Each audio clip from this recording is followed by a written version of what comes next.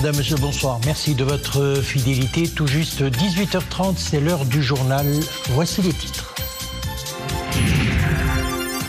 Réunion de la Commission nationale de suivi et d'accompagnement de la réforme du système d'éducation, de la formation et de la recherche scientifique sous la présidence du chef du gouvernement. L'occasion de dresser un bilan de la mise en œuvre des plans sectoriels pour mener à bien cet important chantier. Les travaux de la 6e session de commission mixte Maroc-Yémen ont eu lieu aujourd'hui à Rabat, l'occasion pour le ministre yéménite des Affaires étrangères et des expatriés de réitérer la position historique et constante de son pays en faveur de l'intégrité territoriale du royaume. Et puis nous irons sur les hauteurs de l'Atlas où la neige a fait son grand retour, une aubaine pour les visiteurs venus de différentes régions du royaume pour profiter des beaux paysages qu'offre aujourd'hui la petite Suisse du Maroc. Les services de l'équipement sont d'ailleurs mobilisés pour dégager les routes enneigées. Avant de développer ces titres, ce message de condoléances et de compassion adressé par Sa Majesté le roi Mohammed VI au président américain Donald Trump suite à la collision en plein air entre un avion de ligne et un hélicoptère militaire près de l'aéroport de Washington qui a fait de nombreuses victimes. Dans ce message, le souverain affirme avoir appris avec une grande tristesse la nouvelle de cet accident tragique survenu mercredi soir. En cette douloureuse occasion, Sa Majesté le Roi exprime au président Trump et à travers lui aux familles des victimes en deuil et au peuple américain ses sincères condoléances et ses profonds sentiments de compassion.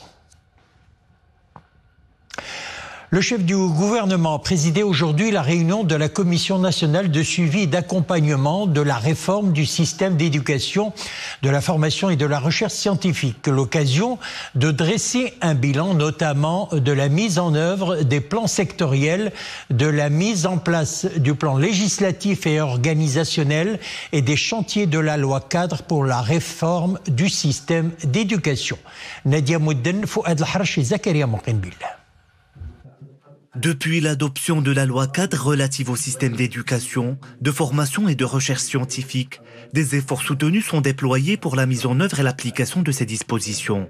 En tant que cadre conceptuel, la loi cadre 51-17 vise à donner corps aux objectifs stratégiques de la réforme du système éducatif national.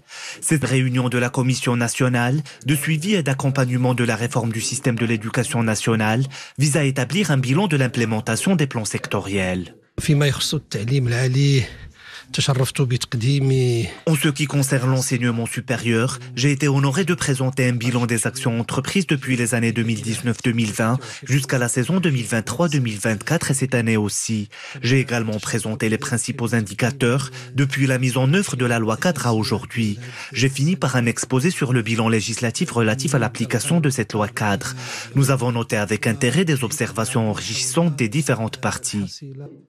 À l'ordre du jour de cette réunion, la présentation de divers projets d'application de la loi cadre et des cadres actualisés de chaque projet. Objectif, contribuer à l'amélioration des apprentissages et à la mobilisation collective et continue de l'ensemble des intervenants.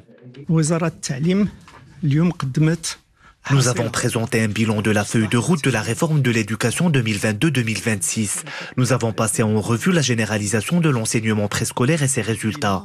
Nous avons ensuite abordé la question du soutien social, en particulier les aspects de la restauration, des internats et du transport scolaire.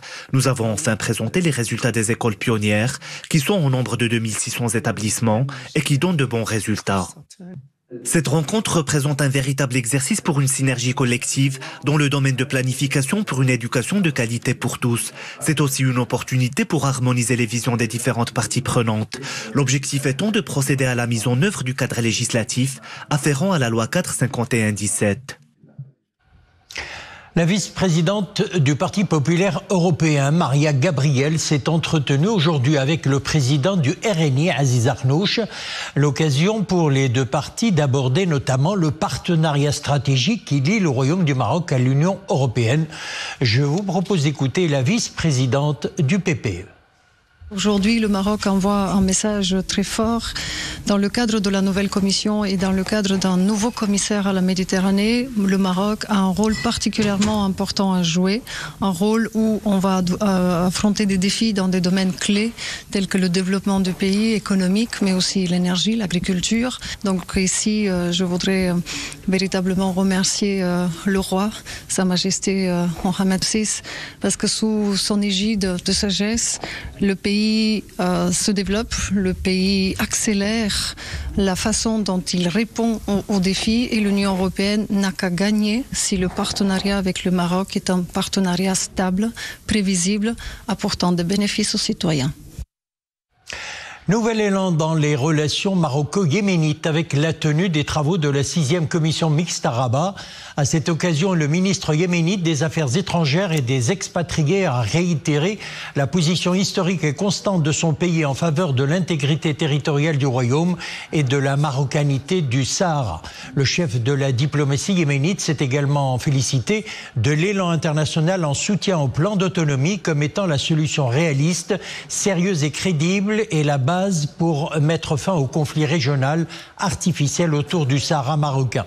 Par ailleurs, le ministre yéménite des Affaires étrangères et des expatriés n'a pas manqué de souligner l'importance des 3 initiatives royales majeures pour l'Afrique: l'initiative royale pour l'accès des pays du Sahel à l'Atlantique, le processus des États africains de l'Atlantique et le projet du gazoduc Nigeria-Maroc.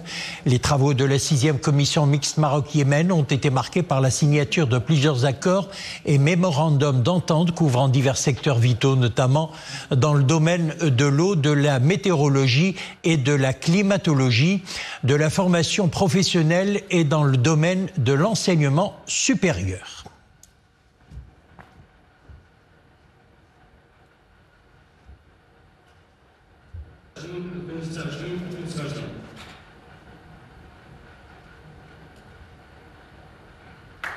Et intervenant lors d'un point de presse conjoint avec le ministre yéménite des Affaires étrangères et des expatriés à l'issue de la 6e session de cette commission mixte, Nasser Bourita a réitéré la position constante du Royaume du Maroc soutenant le Conseil de direction présidentielle en tant qu'autorité légitime de la République du Yémen. Nasser Bourita a également souligné que la résolution de la crise yéménite passe par une solution politique durable qui préserve la souveraineté et l'intégrité territoriale du Yémen sur la base du respect des résolutions du Conseil de sécurité de l'ONU, notamment la résolution 2216 de l'initiative du Conseil de coopération du Golfe et ses mécanismes d'exécution et des recommandations du dialogue national yéménite. Le Maroc, a-t-il poursuivi, rejette toute ingérence étrangère au Yémen, particulièrement le soutien iranien aux milices houthis qui portent atteinte à la souveraineté du Yémen, contribue à sa déstabilisation et menace son intégrité territoriale et son unité nationale. Depuis quelques jours, la neige et la pluie ont fait le retour. Un début de semaine marqué par de fortes précipitations et d'importantes chutes de neige, notamment sur les hauteurs de l'Atlas. La neige, tant espérée, a recouvert d'ailleurs la ville d'Ifrane et ses hauteurs, une aubaine pour les visiteurs venus de différentes régions du royaume pour profiter des beaux paysages qu'offre aujourd'hui la petite Suisse du Maroc. Ahmed Fadili et Zakaria Moukine-Billah. Un magnifique manteau blanc recouvre les superficies de la province d'Ifrane. Depuis hier, d'importantes chutes de neige se poursuivent d'une façon ininterrompue. Profitant du grand retour de la poudreuse, habitants et visiteurs de la province d'Ifrane investissent forêt de cèdre et aires de repos dès les premières heures de la matinée. Dieu merci, les précipitations et chutes de neige sont de retour. Je suis arrivé d'Agadir spécialement pour profiter de ce beau décor. Nous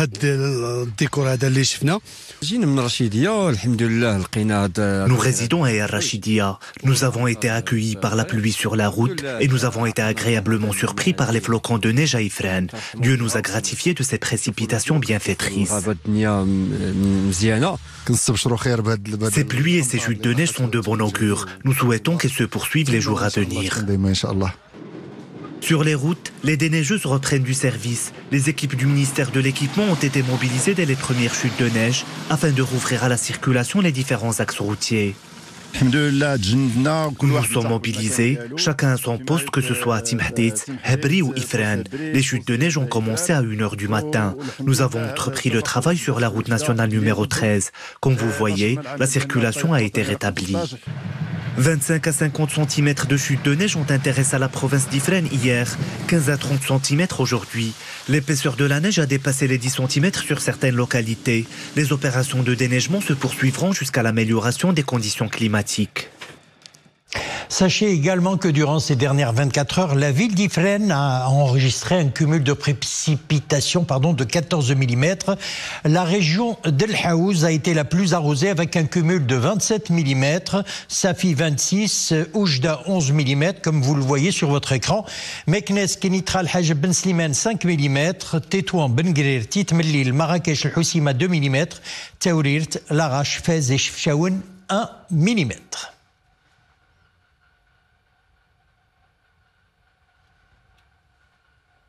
Et puis en Europe, les intempéries perturbent le quotidien de la population.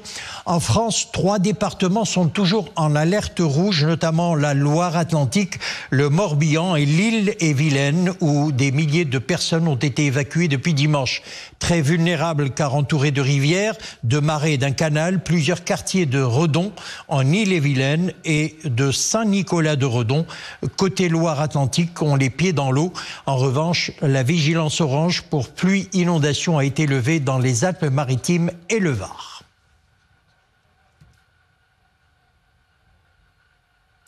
Aux États-Unis, après la collision entre un avion de ligne et un hélicoptère de l'armée américaine, le bilan de la catastrophe aérienne est de 67 morts.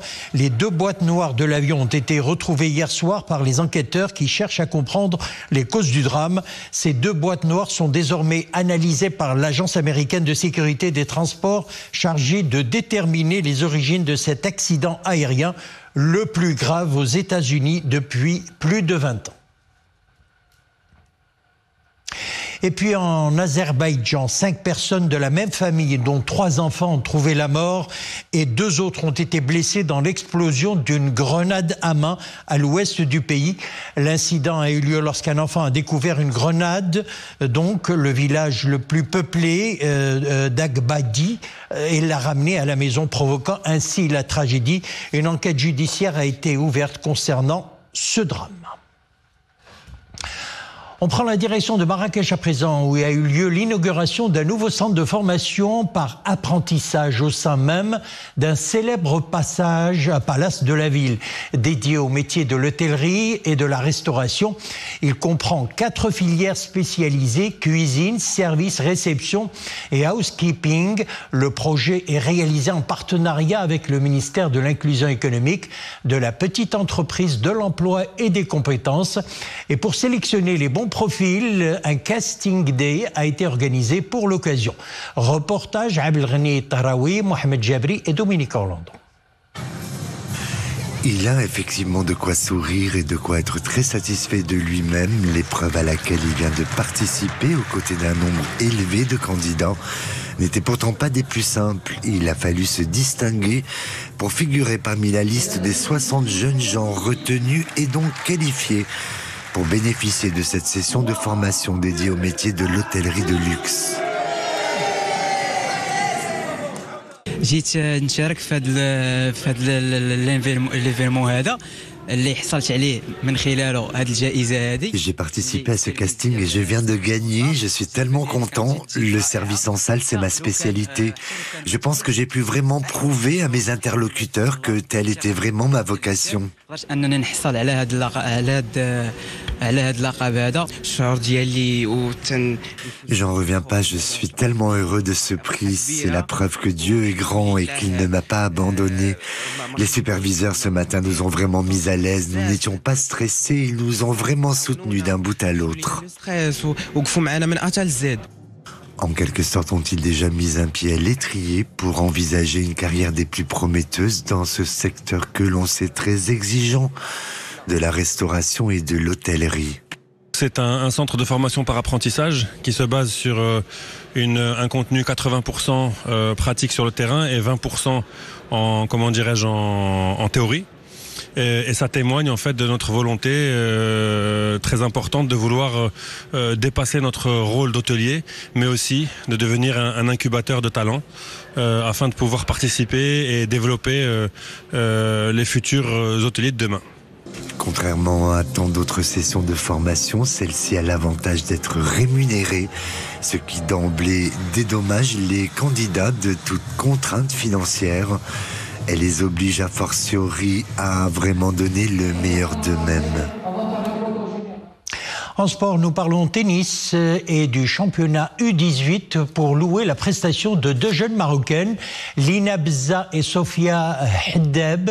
Elles ont décroché le titre de championne d'Afrique en double. Elles se sont imposées face à la paire égyptienne Gianni Ibrahim et Tawila Joudi, 6-7, 6-3, 18. Après leur victoire en demi-finale aujourd'hui contre l'Algérienne Mariette Bdesh et l'Égyptien Mustafa Samih Sifdin, Lina Bza et Amin Jamji disputeront demain les finales simples. Avant de vous quitter, cette exposition qui nous vient d'Espagne et qui met en valeur une impressionnante collection historique d'anciens téléphones pour retracer l'histoire de la téléphonie.